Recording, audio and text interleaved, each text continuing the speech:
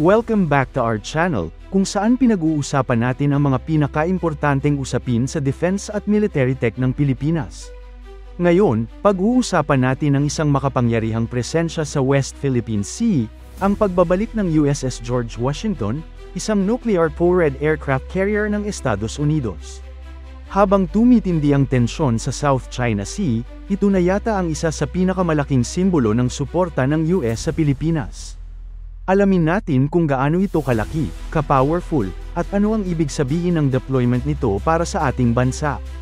Pero bago tayo magsimula, tandaan natin na ang matatag na Pilipinas ay hindi lang nabubuo sa lakas militar, kundi sa maayos na pamahalaan, paglaban sa korupsyon, pagtanggi sa political fanaticism, at pagsugpo sa fake news.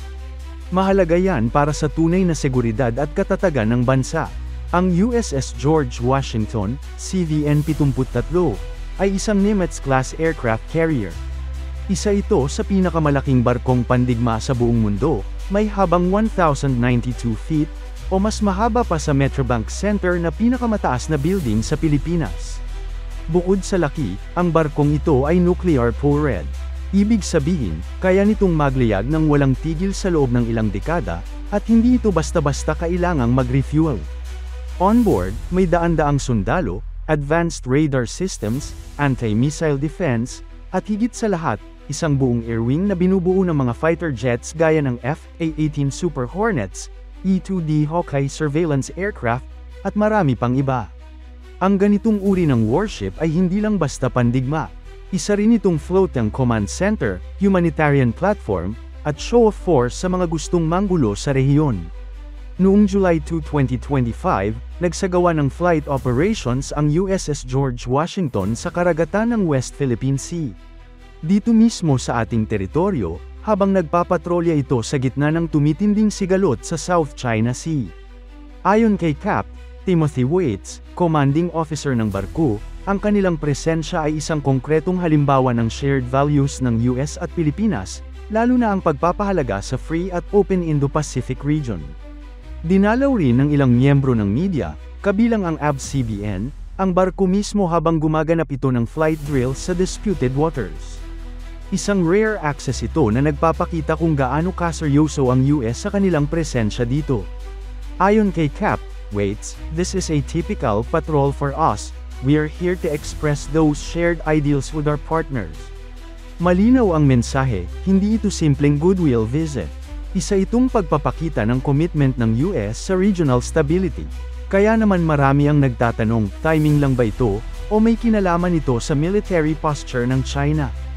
Ayon sa mga ulat, sabay halos ang deployment ng USS George Washington sa paglalayag ng dalawang aircraft carriers ng China sa Pacific region, isang malakas na pahiwatig ng pagpapakita ng puwersa.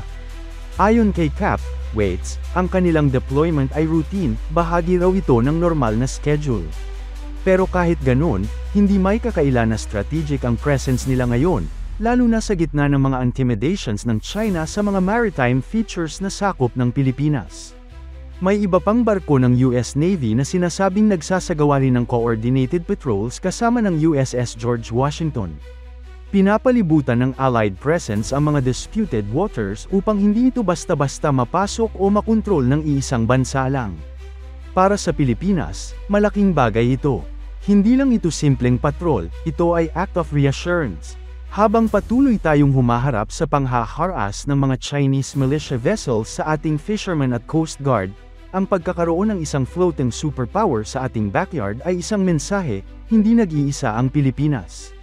Noong 2013, na-deploy din ang USS George Washington sa Pilipinas para tumulong sa relief operations matapos ang bagyong Yolanda. Kaya't may kasaysayan na ito ng pakikiisa sa mga Pilipino, hindi lang sa military, kundi pati sa humanitarian efforts.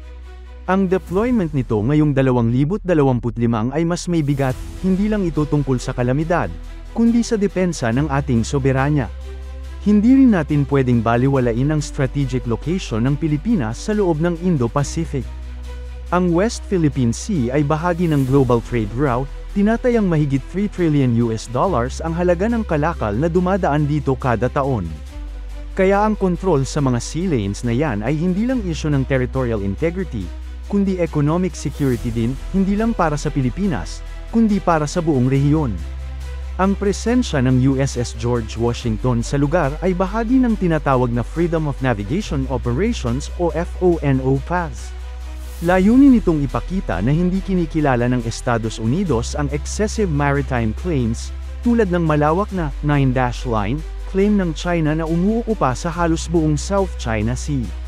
Sa pamamagitan ng regular na pagpapadala ng malalaking warships tulad ng USS George Washington, malinaw na ipinapakita ng US na ang international waters ay dapat manatiling bukas para sa lahat, at hindi dapat kontrolado ng iisang bansa.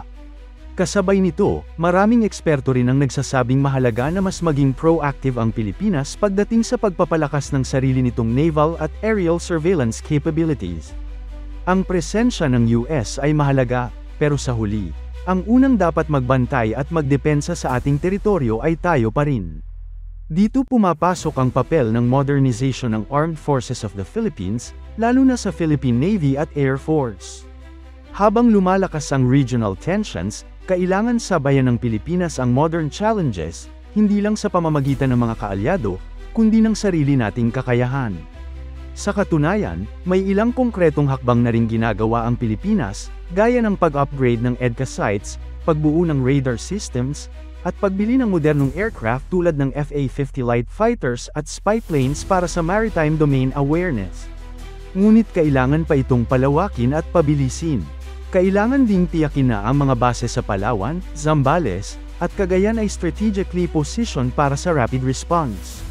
Sa tulong ng intelligence sharing mula sa mga allies tulad ng US at Japan, posibleng makabuo tayo ng mas malawak na maritime picture, at mas maagang makarespond sa anumang banta. Ang buong estratehiya ay dapat umiikot sa tatlong bagay: deterrence, resilience, at self-reliance. At habang narito ang mga barkong tulad ng USS George Washington para magpakita ng suporta, ang tunay na lakas ng bansa ay nakasalalay pa rin sa atin mismo. Sa mga ganitong hakbang, kitang-kita na lumalalim pa ang defense cooperation ng Pilipinas at Estados Unidos. Kasabay ng mga bagong kasunduan sa EDCA sites, mga joint exercises, at rotational deployments, ang USS George Washington ay parang konkretong mukha ng alyansa sa dagat. Pero ang tanong, sapat ba ito para pigilan ang agresyon sa West Philippine Sea? Sa bandang huli, ang mas mahalaga ay kung paano natin patitibayin ang ating sariling kakayahan, habang pinapalalim ang relasyon sa mga kaalyado. Ano sa tingin nyo, mga kababayan? Makakatulong ba ang deployment ng US carrier sa pagprotekta sa ating karagatan? O kailangan pa nating umasa sa sariling lakas? Kung gusto niyong updated sa mga ganitong balita, huwag kalimutang mag-like, mag-subscribe, at i-hit ang notification bell. Hanggang sa susunod na video, mabuhay ang makabagong sandata ng Pilipinas!